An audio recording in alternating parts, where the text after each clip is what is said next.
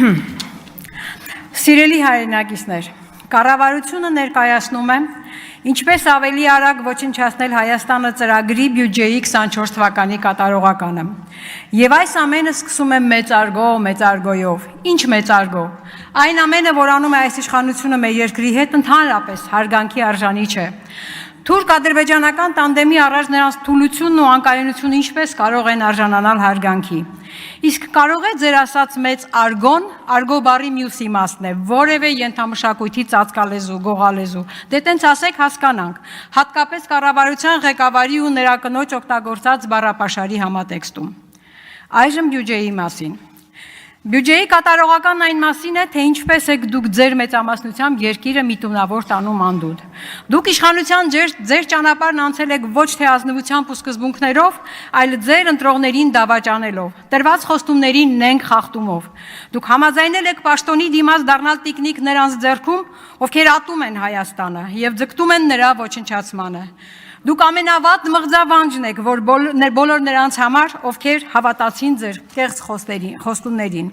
Դուք պարզապես չեք կրկնապատկել մեր երկրի արտաքին պարտքը։ Դուք զրոյացրել եք մեր երեխաների ապագան, նրանց դնելով տասնամյակներ շարունակող պարտքային ստրկության մեջ, որտեղից շատ դժվար է դուրս գալը։ Դուք հանգիստ հաշտվում եք միլիոնների հասնող կոռուպցիոն գործարքների հետ, որ ծաղկում ու բազմանում են ձեր իշխանության օրոք։ Դուք խաղում եք նոր հարկերի ներդրման ու գոյություն ունեցող հարկերի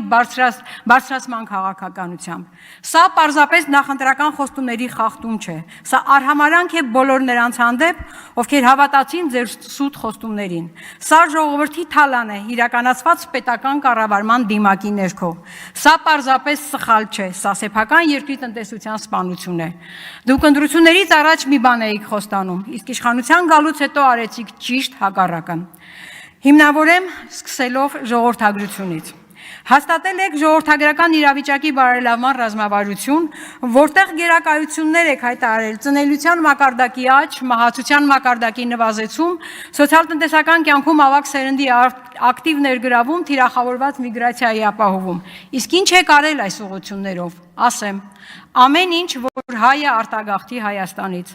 Դա անում եք հանրային կյանքի բոլոր ոլորտներում ձեր քաղաքականությամբ։ Կրթության ոլորտ, նորից 300 դպրոց, 500 մանկապարտեզ։ Մինչև հիմա կառուցել, հիմնանորոգվել, վերանորոգվել ընդամենը 40 դպրոց, որը ձեր ծրագրային խոստման 13%-ն է, եւ հաստատվել է 300 դպրոցների ցանկը։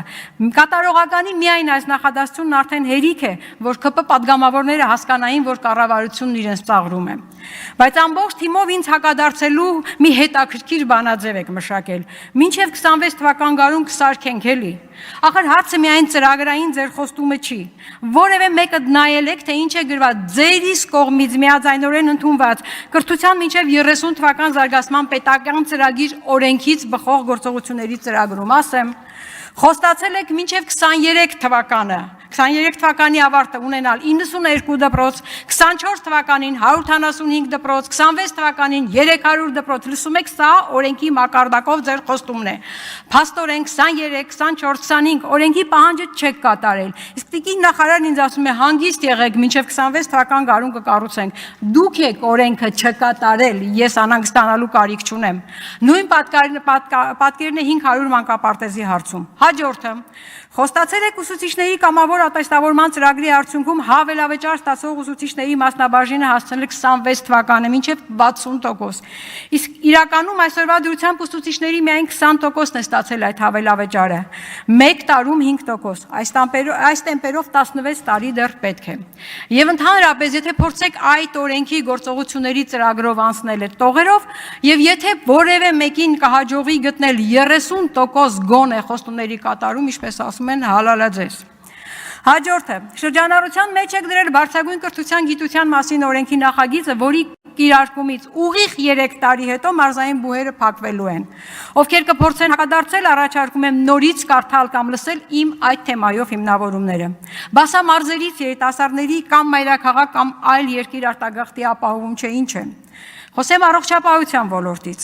Ըստ ԿՊ խոստումների դեռևս 24 թվականին առողջության համապարփակ ապահովության համակարգը պետք է փուլ ներդրվեր։ Դա չեղավ եւ այն հարցից թե եւ վերջապես երբ է ներդրվելու այդ համակարգը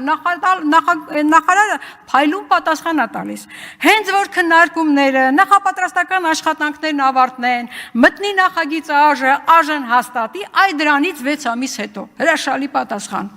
Կարճ ասած, սիրելի հայրենակիցներ, այդ համակարգի ներդրման խոստումն էլ մնաց օդում կախված։ Հաջորդը շաքարային դիաբետի կանխարգելման բուժման ծառայությունների մասին։ Ես դες նորից եմ հիշեցնում 31 ներզատաբանների դիմումի մասին, ովքեր ահազանգել են նախարարության կողմից դանյական ինսուլինը լեհական ինսուլինով փոխարինելու վտանգավոր հետևանքների մասին։ Բժիշկները նշել են, որ այդ նոր ինսուլինը ոչ բավարար էֆեկտիվություն ունի եւ նա բերելու է չափաբաժինների ավելացման, ինչը իր հերթին գնումների ծավալի աճի եւ ինչն էլ իր հերթին բյուջեի միջոցների անտեղի քանի որ գնային տարբերությունները այդքան էլ մեծ չեն։ Սխալ գնային քաղաքականություն է թե մտածված, ինքներդ գնահատեք։ Իսկ եթե հաշվի առնենք, որ շաքարային դիաբետը կարող է ուղեկցվել տարբեր օրգանների աչքեր, երիկամներ, նյարդեր, սրտի արյունատար անոթեր եւ այլն, եւ որոնք իրենց հերթին հանգեցնում են հիվանդացության եւ հաշմանդամության աճին, ապա ակնհայտ է, որ արդյունքում առողջապահական ծախսերը զգալի ավելացում են ունենալու։ Լուրջ խնդիրներ կան մանկական էնդոկրինոլոգիայի մասում, որոնց շուրջ հանձնաժողովում մանրամասը քննարկել ենք։ Դեղերի հասանելիության ապահովման համատեքստում միջազգային չափանիշներով մեր երկրի բնակչության համար առնվազն 7,800 անուն դեղ է պետք, իսկ գրանցված լինի, իսկ մեր երկրում դրա կեսն է։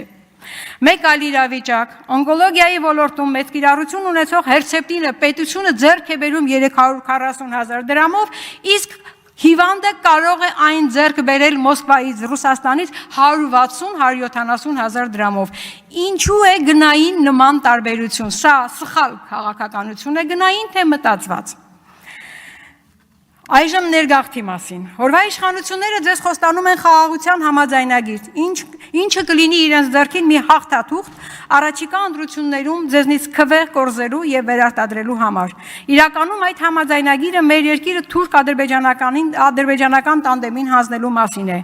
Մի կողմից Համաձայնագրի ստորագրման դիմաց Ալիևը պահանջում է 300,000 ադրբեջանցիների բնակեցում Հայաստանում եւ ոչ միայն։ Նրանց անվտանգությունը ապահովելու համար նա պահանջում է, որ մեր երկրում տեղակայվեն երրորդ կողմի զինված ուժեր, այնպիսիք, որոնց վստահեն ադրբեջանցիները։ Պարզ է, չէ, ինչ երրորդ կողմի մասին կարող է լինել խոսքը։ Եվ մյուս կողմից նիկոլիզմի երկրորդ թեզը հնչում է այսպես. ժողովուրդը պետականակերտ ինստիտուտն է, իշխանության աղբյուրը եւ գերագույն կրողը, եւ ավելացվում է Հայաստանի ժողովրդի մաս են նաեւ այլազգի ներկայացուցիչ ՀՀ քաղաքացիները։ Եվ իլուրումն դրան Արսեն Թորոսյանը խոսում է երկրում ժողովրդագրական լուրջ մարտահրավերների մասին եւ ասում. ժողովրդագրությունը կարող ենք բարելավել միայն ներգաղթով, ուրիշ տարբերակ չկա։ Մեզ պետք են շատ մարդիկ, որ գան Հայաստան։ Ակնհայտ է նաև, որ այդ շատ մարդիկ հայեր չեն լինելու։ Իսկ ինչու չեք խոսում աճող արտագաղթի տեմպերի նվազեցման մասին, մահացության աճի կանխման անհրաժեշտության մասին եւ վերջապես ծնելիության աճի անհրաժեշտության մասին։ Միգուցե շեշտը դրվում է միայն ներգաղթի ապահովման վրա, որովհետեւ դա կնպաստի Ալիևի պահանջի կատարմանը։ Սիրելի հայրենակիցներ, եթե փորձենք հաշվել, թե ինչքան ժամանակ է պետք 300,000 ադրբեջանցիներին դառնալու մեր երկրում ընտրողների ցուցակի կրիտիկական զանգված, ընտրությունների արդյունքի վրա էապես ազդող ուժ, ապա կտեսնենք, որ շատ կարճ ժամանակ։ Փաստորեն ԿՊ-ն առաջարկում է ադրբեջանցիները ներգաղթում են, իսկ հայերը արտագաղթում բանաձև։ Բա երկիրը թուրք-ադրբեջանական տանդեմին հանձնելն էլ ոնց է լինում։ Սա խաղաղության համաձայնագիր չէ, սա ցեղասպանություն իրականացրած ազգի ներկայացուցիչներով մեր երկիրը բնակեցնելու արդյունքում երկիրը թշնամուն հանձնելու ծրագիր է։ Սա ձեր իշխանությունը երկարացնելու ծրագրի բյուջեի կատարողական է։ Դուք ի վիճակի եք պատասխանելու միայն մեկ հարցի. ինչպես ավելի արագ կործանել Հայաստանը։ Եվ ես միշտ ասել ու ասում եմ, դուք պարզապես սխալ չեք գործել, դուք գիտակցաբար եք երկիրը հասցրել այս վիճակի։ Եվ վերջում, դադարեցրեք ձեր կեղտոտ արշավը հայաստանյաց առաքելական Սուրբ եկեղեցու դեմ։ Առաքելական եկեղեցու հետևորդները դա ձեզ երբեք չեն ների։ Ձեզ հանդուրժելու ժամանակն այլևս անցել է։ Երկրի փրկությունն ու ապագան գտնվում են նրանց ձեռքերում։ Նրանք գալիս են ու գալու են իրենց ձևով մասնակցելու երկրի փրկության գործին։ Այս ճշմարտությունը ձեր դատավճիռն է։ Հայր մեր, որ երկնքում ես, Փրկի մեզ այս չարիքից։ Զիքո է արքայություն եւ զորություն եւ փառք Ավետյանը ամեն։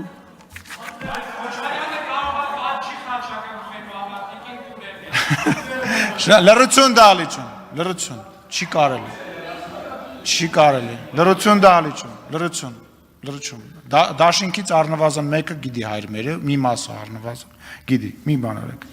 Գևորգ Պապյան, համեցեք, դե լրիվ չասեց, որտև լրիվ չեն սովորել, ես առաջարկում եմ հաջորդ անգամ ամբողջ ասել, տիկին Գյուրեղյան, ինձ մի ասեք ես, տեղից մի խոսացեք, ինչ, մի խոսացեք տեղից, ես կորոշեմ մեկնաբանեմ, չմեկնաբան, վերադարձեք հայրմերը սովորելու տրամաբանությանը, խնդրեմ, լրություն, հենց սովորեք հայրմերը կգաք,